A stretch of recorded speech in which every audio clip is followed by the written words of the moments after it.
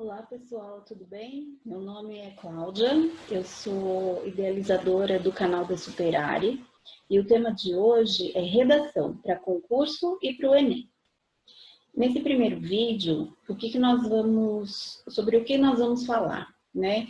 Vou falar para vocês da estrutura geral da redação. O que contém uma redação para concurso e para o Enem, que é o texto dissertativo argumentativo. Eu vou falar para vocês como analisar esse tema, essa proposta solicitada na prova, como ler os textos de apoio, né? Então, a gente vai fazer uma análise aqui dos recursos que a gente pode utilizar na hora de interpretar essa proposta de redação. Eu vou fazer esse tema em 2 vídeos. Então, a gente vai falar sobre redação, o texto dissertativo argumentativo, em 2 partes. Nessa primeira, eu dou para vocês uma visão geral e ensino algumas táticas na hora da prova para vocês conseguirem construir esse texto com mais eficiência. E no outro vídeo, a gente vai falar sobre a estrutura do texto dissertativo argumentativo. Tudo bem? Vou trabalhar com a tela compartilhada para vocês poderem ter esse material como recurso. Vamos lá? Por que eu coloquei dissertação para concursos e para o Enem? Porque o texto solicitado no concurso no Enem é o mesmo, é o texto dissertativo argumentativo. A única diferença que pode aparecer é que no Enem eles pedem para que se dê uma solução para aquela questão, para aquele problema que está sendo proposto. E nas redações de concurso, nem sempre isso acontece, né? Nem sempre é pedido que a gente dê uma solução ou soluções ou alternativas para aquilo que está sendo proposto. Então, essa é a diferença. A estrutura é a mesma e serve para os dois, tanto para os concursos quanto para o Enem. Vamos lá? Primeira parte, então. Primeira coisa, o que é dissertar? Dissertar é expor, questionar, debater um ponto de vista, convencer alguém da minha opinião sobre algum assunto. Por que nós falamos e nós chamamos de dissertação argumentativa? Porque existem 2 tipos de dissertação, a expositiva e a argumentativa. A dissertação expositiva, ela apresenta o ponto de vista e a argumentação de uma outra pessoa, não a minha. É como resumo, por exemplo. Quando eu faço o resumo de um texto, eu coloco o ponto de vista do autor, né? Do escritor, não o meu. Já na proposta da redação, a gente tem a dissertação argumentativa, ou seja, eu vou apresentar o meu ponto de vista, né? A sua argumentação, a minha argumentação. Então, por isso que a gente chama de texto dissertativo. Eu exponho um assunto, eu questiono esse assunto, eu debato sobre esse assunto e eu exponho o meu ponto de vista, a minha argumentação. Nós temos aí, pessoal, vários aspectos, né, na redação para a gente pensar. Os aspectos estruturais da dissertação, a introdução, o desenvolvimento e a conclusão, que é o que nós vamos estudar no próximo vídeo, no vídeo 2 desse tema. Nós temos os aspectos linguísticos, o tempo, a pessoa que eu vou usar, né, para escrever esse texto, a linguagem, que no caso da dissertação é a linguagem culta, não vai aparecer a linguagem coloquial no texto dissertativo, e o que nós vamos trabalhar agora, que são os aspectos temáticos, ou seja, o assunto, o tema proposto, o embasamento, a argumentação que eu vou usar nesse texto, que também a gente retoma na aula 2, e a construção do texto em si, tá? Considerações gerais, gente. O que eu preciso pensar quando eu estou com uma prova na mão para escrever uma dissertação? Primeiro, eu tenho que pensar qual ponto de vista eu vou defender e com quais argumentos eu vou defender esse ponto de vista. Eu tenho que ter claro para mim que para defender esse ponto de vista, eu não posso colocar os meus achismos. Eu preciso embasar, eu preciso ter sustentação para esse ponto de vista. Por isso que a gente fala que no desenvolvimento nós usamos a argumentação. E é muito importante trabalhar a estrutura circular. O que é isso? As redações nota 1000 de Enem, as redações com uma nota excelente nos concursos, fazem o quê? Observe esse gráfico. Tem o ponto de vista, quem está escrevendo expõe o seu ponto de vista sobre aquele assunto. Por exemplo, se ele é a favor ou contra determinada sugestão de tema. Ele argumenta sobre isso, ele fundamenta o seu ponto de vista e, na conclusão, ele retoma esse ponto de vista, a retomada do ponto de vista, amarrando tudo o que foi dito na redação. Então, essa estrutura circular, ela colabora imensamente para as notas altíssimas aí das redações no Enem e nos concursos. Então, tenham sempre em mente essa estrutura circular. Eu exponho o ponto de vista, eu argumento sobre ele e eu vou retomar esse ponto de vista no parágrafo da conclusão.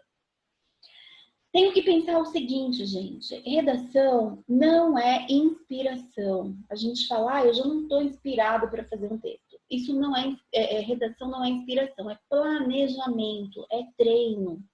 E o ideal é que a gente faça uma redação de concurso, de vestibular, em no máximo 1h10. Então, para eu conseguir fazer isso, eu tenho que planejar, eu tenho que ter clara a estrutura e o que esse tipo de texto, o que esse gênero textual exige de mim, né? Para depois eu começar a pensar nos meus argumentos. É muito importante, muito válido saber, quando eu começo o texto, eu saber como eu vou terminar. Então, a partir do momento que eu li o tema, interpretei, dei uma olhada nos textos de apoio, eu vou escolher se eu vou defender ou se eu vou refutar aquele assunto. E é importante saber como que eu pretendo concluir. Isso ajuda demais. Então, eu costumo brincar que em milésimos de segundo você faz essa organização na sua cabeça. O que eu vou falar, como e como eu termino. Isso ajuda demais. E isso é treino, tá? É treino. Peguem propostas de concursos antigos, de vestibulares passados e treinem, treinem, treinem, treinem. Se vocês não têm um professor para fazer essa revisão para vocês, façam entre colegas. Né? Os recursos hoje aí, multimídia, ajudam bastante a gente a entrar em contato com as pessoas e facilita o trabalho. Saber o ponto de partida e o ponto de chegada, que foi isso que eu acabei de dizer, evita os desvios no caminho. Né? E esses desvios, gente, são aqueles nos quais as pessoas perdem nota por desviar do tema total ou parcialmente. Tá? A gente vai falar disso um pouquinho. Então, passo a passo agora para a elaboração dessa redação. Primeiro, você vai ler a proposta de redação. E vai interpretar essa proposta. Pensando no quê? O que a banca quer que seja analisado? Quais as palavras-chave desse enunciado?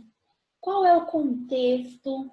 E qual é o cenário? Está falando de um cenário local, de um cenário nacional, de um cenário internacional? Eu vou precisar, né, alargar esse meu olhar sobre o tema ou ele é mais fechado?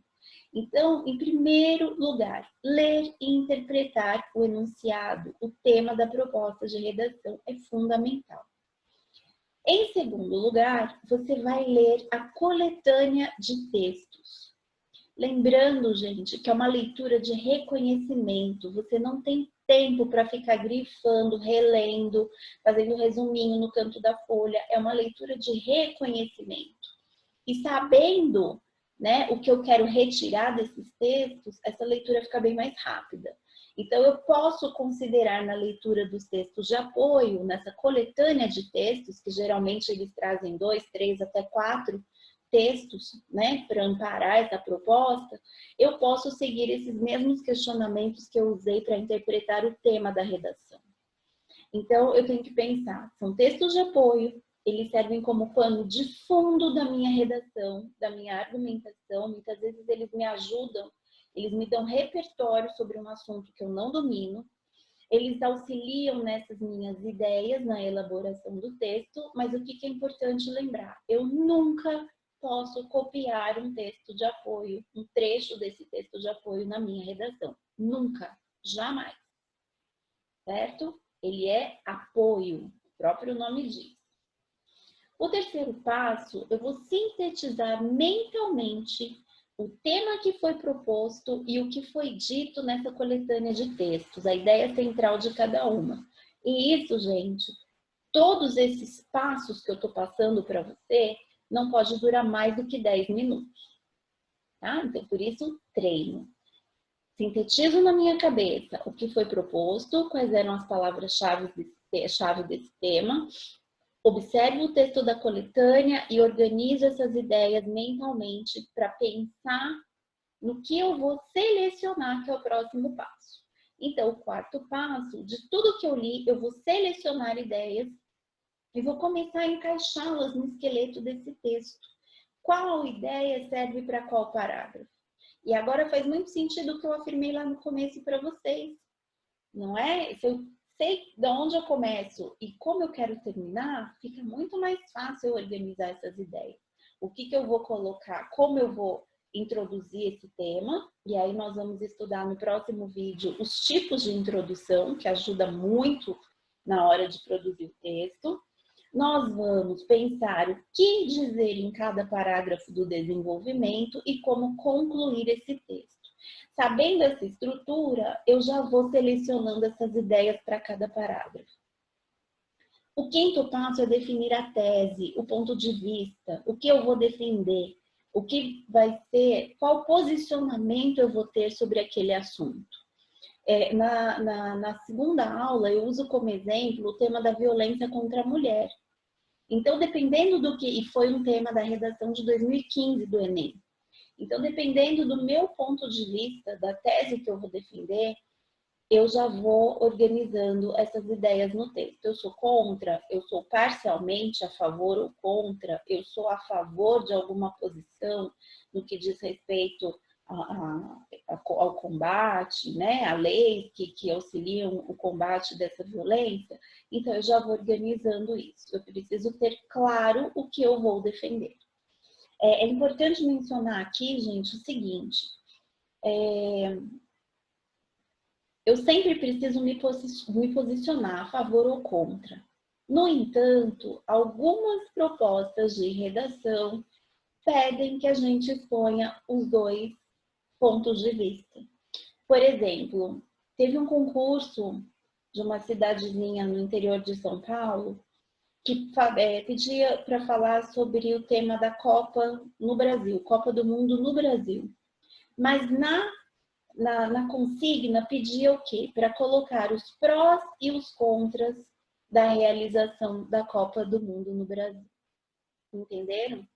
Então, fiquem atentos, porque o que nós temos claro é que a gente precisa se posicionar a favor ou contra, mas se a proposta pede para que a gente apresente os dois lados, aí a gente precisa obedecer o que está sendo pedido lá na consigna, lá na proposta. Tá? E lembrar, gente, que o que eu vou defender desse ponto de vista vai permear o texto todo. Eu tenho que tomar muito cuidado para não começar defendendo uma coisa e terminar criticando essa mesma coisa. Ok? Até aqui? O sexto passo é definir ainda mentalmente como que eu vou apresentar essa tese. E aí a gente vai ver depois nos tipos de introdução. Quais as ideias servem para minha introdução, né? Como que eu posso, quais que podem embasar essa argumentação e em que ordem, e quais podem auxiliar na conclusão e retomada da tese. Então, ou seja, tudo que eu penso sobre a tese, eu já vou tentando organizar mentalmente em parágrafos.